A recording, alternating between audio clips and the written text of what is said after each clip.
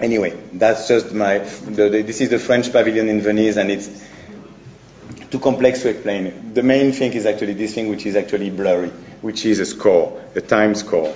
The whole exhibition was programmed, and so I wrote a score of time in order to have this exhibition. Exactly, to have these different works within the exhibition and as different character within a play. What was important for me was, again, not so much the actual point, but the trajectory and the dialogue between the works, right? So it is one of the first exhibitions where I really tried to push that. Even the doors, I mean, these doors there, which are, I mean, you can maybe pass to the next images, which is probably the next images is, it is this Atari, that's the secession in Vienna, but that was also replaying. I play with the ceiling of the actual, the sacral ceiling of the Vienna secession, and I put 2 joysticks, and it's this early game called Pong, you know. Atari released the first video game called Pong, so it's like tick, tick, tick, tick. So people really play with the actual architecture. They expose themselves to the light according to a discussion between 2 characters. You can see the next images. And then that is in Venice. So, and the doors that you see here, if you see the next image, sorry. Now the frost. I use this it's a kind of technology you allow to see through a glass or not through a glass. By doing so, I can allow people to see something, to compare 2 works, or to not compare 2 works. We can pass to the other image. That is one work that I've done with Eminem and Philippe Parreno. It's also They All Move. That's the only little film that we don't see it so much here. And the next image, maybe you have no. I don't know why this image. Okay, that was also part of the Venice Biennale, with this building dialoguing with lights. What was interesting, I take a very simple shape, like square, the door, the light, Hanley walking on these mountains. Basically, I take a very simple pattern, as Daniel Buren can often take, not even often, he has take only one, not even often, he take one pattern. And you probably know his work with the strike, and obviously it's not the strike. People say Buren is repeating himself. He is not. He is actually, what he is doing is put under discussion, which is something I'm very interested in, a place. The place have a meaning, and Daniel Buren, by putting his sign, let's say he called that what was that? I forgot the name. Anyway. What I was trying to do in Venice and in these different shows that I'm going to the next images, yes, here it's the Van Abbé, and the next images again, the show is off. The whole exhibition went off. So what you see here, what I'm trying to show you here is like it's a time-based protocol according to the exhibition. I'm trying to find a scenario who allowed the exhibition to be on or to be off, or to have a discussion between different works on the temporal protocol, right? We can see another images. Yeah, exactly. It's good that we pass to that. This one is very complex to explain. But now that you see that I'm trying to play with time-based protocol, this is one of the work that I really, really like. It took 3-4 years to be done, because this exhibition is actually a score for another exhibition to come. So the idea was to say, what if an exhibition will be a visual score for another exhibition? So you come in an exhibition, it's actually a score for another one. But not only for another one, but also for displacement and elsewhere. This is Bregenz. This is an art center in Austria.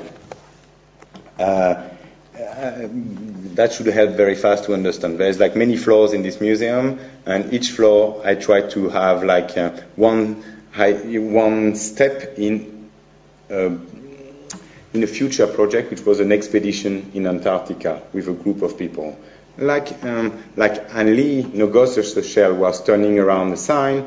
I thought now I'm going to have a group, but rather than turning around the sign, we're going to turn around a displacement, right? A journey. So this is an exhibition about an expedition, a group expedition. Each floor is a stage within this expedition, and is also a stage in a musical, because my idea was to, once I will go to Antarctica, I will come back and I will expose this work and I will do a musical about it. So now we can go to these different, we can pass this image. Here is the first room of this, the first room, the first. From the ceiling, real weather fall. Not polystyrene. It's real weather. Fog, snow, rain, and that is actually a book from Alan Edgar Poe called The Narrative of Arthur Gordon Pym, which describes a journey to the Antarctic. And then I just underline each time there was a weather indication in the book, and that became a score, or what was put in a computer, and the computer was actually activating. So the whole exhibition become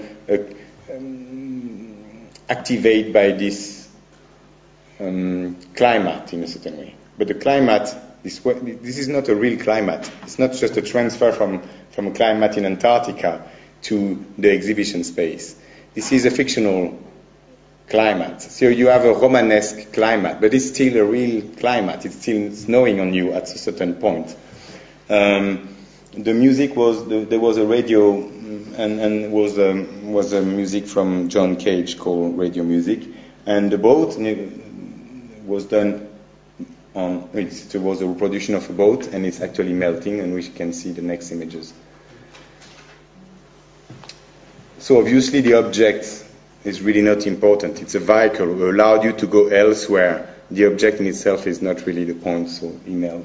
The next floor is, that's the same thing, and we see the little, now the boat is in nothing. So now you can nearly see the boat and, the mountains of snow. You can start to see the landscape of the destination.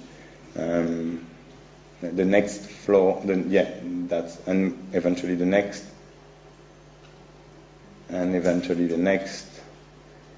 So that is like a machine, again, it's too complicated to go in within all this stage, but it's about a show. It's really kind of a play with the situation itself. You go in the middle of nowhere, and it's this attraction for. It's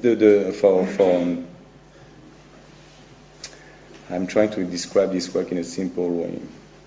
I'm going to describe it in a simple way. The music is the music from Satie.